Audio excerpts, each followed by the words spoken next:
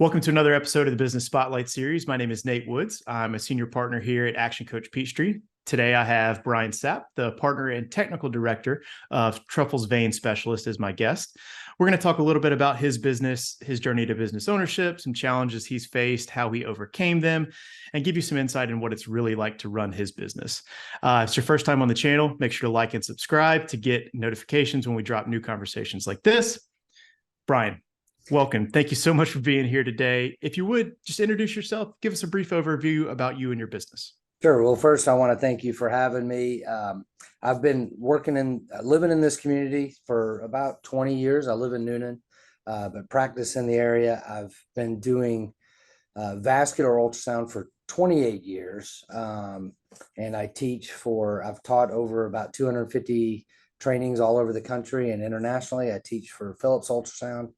And it was through my passion of education and my experience in vein consulting work that me and my partner, Dr. Paul Feldman, we decided to start Truffles in late 2015, early 2016.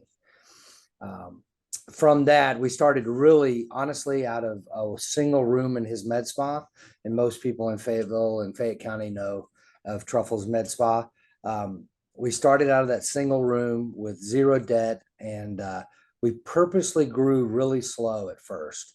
We really spent a lot of time on processes, and I had been doing vein consulting. I had already exploded a large practice in South Florida, so I knew how to grow the practice. But one of the things I did not want to do, I knew especially with the name Truffles, it's kind of cosmetic-y, that we had one chance to make an impression in the community. So we spent really the first year on training staff, training processes.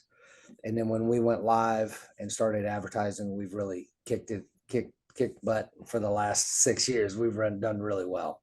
So awesome. It's been exciting to watch you guys grow. So you talked a little bit about it there, but current ownership for Truffles, is it you and a partner? Do you guys have outside investors? So we don't have any outside investors. It's me and Dr. Feldman together. We own a management corporation company, and that's how we manage. For me, I'm not a doctor. I'm a vascular technologist. My specialty is diagnostic testing, so I can't own a medical practice. So how we are able to do that, I am a partner in the management company, and then everything flows through that. Perfect. Love it. So tell me a little bit about your current role at Truffles. So I own a separate company called Registered Vascular Solutions, and that's been the consulting company that I've owned for almost 20 years. And so when we started, I was providing ultrasound education for other hospitals and providing services on a limited basis. So my specialty is diagnostic testing. My specialty is training sonographers. And so when we partnered, we have a disproportionate ownership. I have a smaller ownership position, but the diagnostic testing is done through Registered Vascular Solutions. And some of that is, it gives me control over sonographer pay, sonographer who I'm selecting. But there's also the responsibility is I have to train people and I have to get the right people to make it work. And I've got an excellent staff. We've done very well. Awesome. So let's talk a little bit more about the business. What makes Truffles unique? Why do your customers choose you? So my first answer would be diagnostic testing. Like the key to treatment always ends up with, do you get it right on the diagnostic side? And in our space, a lot of people don't understand what the vein space looks like. It's really a complex, there's a lot of different specialties involved. So you've got vascular surgeons, but most vascular surgeons really do artery work all day long, and veins is like a side piece that they do. And so their staff is the same way. They do arterial stuff all day and they do veins a little bit. And there's nothing bad about that. It's just kind of how it is. I posted on LinkedIn, Mark Meisner out of University of Washington said the average vascular surgeon injected 1.3 veins in their whole time in school. And so it's a thing. Now, there are some vascular surgeons who are dedicated to vein treatment and do a wonderful job. But in reality, most vein work in the United States is kind of done on a part-time basis. So for us, our focus is on diagnostic testing. So I just got back from Hilton Head. I teach the advanced vein class for Philips Healthcare. So I don't say I'm an expert. They say I'm an expert. I've been teaching that class for 7 years, and I teach physicians, I teach sonographers. And so vein disease, again, this gets complex. Most people just treat the legs, but vein disease, 1 in 6 people have pelvic vein disease, and nearly 30% of patients that have symptomatic leg disease have disease in their abdomen. Most facilities are not equipped, don't recognize it, or don't know how to treat it. And so on a diagnostic standpoint, we just hit it out of the ballpark. To give you an example, I have a young woman flying in next week from Spokane, Washington to Fayetteville, Georgia. She has all the signs and all the symptoms, but she's been to 3 different doctors. And because her leg doesn't swell, they're like, you don't have pelvic disease. But she has all the symptoms. One of her friends was already been diagnosed by us and had amazing results. And so she's flying in from Spokane, Washington and we don't even treat that. We actually refer out to a partner of ours, not really a partner in financial standpoint, but a logistical partner who treats that very well. And, but we're still happy to take care of that person from Spokane. We're not going to gain a lot of numerical value, but we get a lot of street cred value, and it builds up over time. Getting people the right diagnosis matters. Yeah, taking care of people who aren't being taken care of where they should. Absolutely. Awesome. So if you had to pick one thing that you wish more people knew about Truffles, what would that be? That we do probably the most complex patients in the state, even though our name is Truffles. So I'll tell you true story. So we argued like for 3 months, the first 3 months talking about truffles, because I was very serious about what I do. I'm on the board of the Society of Vascular Ultrasound, and people were making fun of me. They were like truffles, but I will give Dr. Feldman credit. His thing was most businesses choose a singular name do better. So Dell, Xerox, Apple, it doesn't have, Apple doesn't have anything to do with apples. It has to do with computers. And so Truffles for him was that singular name. And then his thing was the treat after the treatment. Now on my side, I said, if we're going to say we're Truffles, then we need to give out truffles. And we give out about 25,000 chocolate truffles last year. So we've got 7 different flavors, and it's the last thing when somebody walks out, they get a truffle, and it's cool. It's a good thing. It worked out, but at first it was hard. But in my Medtronic, he's one of the device reps, he gave me grief all the time. And then about 6 months in, he goes, you know what? I have 54 accounts, and they're all named Atlanta this, or Georgia this, or South Georgia this, or West Georgia this, or Atlanta vein and this. And he said, they're all the same. Southern vein and laser, whatever. They're all the same. And he goes, Truffles sticks out. And so I think once people realized that we were doing quality work, I think it's worked in our favor.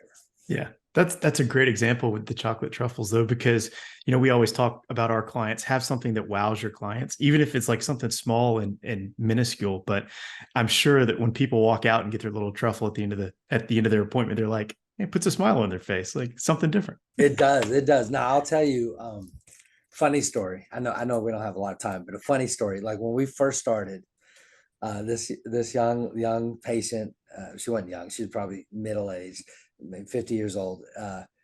She had her pants on a table that we had to sterilize and prep for the procedure. And when I moved her pants, like 11 truffles fell out. Right. And I told her, I was like, we'll just say Miss Smith. I said, Miss Smith, 11 truffles? And she goes, I've got lots of kids. And so I didn't say anything. I just, and so later on that weekend, I was at Kroger or something, and at the checkout they were like 3 for $1. And I came back and I was doing her post-op and I was like, you got me for $3.25 the other day. And she started laughing, and her child was with her, and I was like, how many siblings you have? She goes, I'm the only child. But it's one of those things where we don't legislate how many people get. At the end of the day, I will say it's kind of cool. I never thought about it when it's part of the advertising, but it works out. When people put chocolate in their mouth, it sends off endorphins, it makes them happy. And I will say that the other key to our success is our people. Yeah. I have awesome people that work with me. We've been very selective in who we hire. And we have awesome staff. And so at the end of the day, it's not me, it's not Dr. Feldman. Like, no one person can do it. We have an awesome team. Yeah, absolutely. So let's dive into that a little bit. So, anytime that you look at scaling and growing a business, a team is probably one of the top priorities. So how would you describe your leadership style in the business, and has it changed over time? Yeah, it has changed. I think one of the things, and I learned this from my wife. My wife's an administrator at Emory, and she's very good. And one of the things she said, Brian, take the time to find the champion. When you're hiring, don't settle. A lot of times we're like, I need a sonographer, I need a sonographer, I need a sonographer. So, you end up settling. And I think in the long run, if you find, you wait out and find that true match, that champion that's going to work for you, that matters. And then the other thing I would say on the contrary is give people grace. What we do from a diagnostic ultrasound standpoint, for example, is so much higher level than what people when they come in. So a lot of times we have people that come in with 12, 15 years experience, but they still have to learn. Or we have new sonographers. And so I've learned sometimes they're overwhelmed. And so you've got to give them grace to settle in. And Chris is one of our recent hires, and she was that way.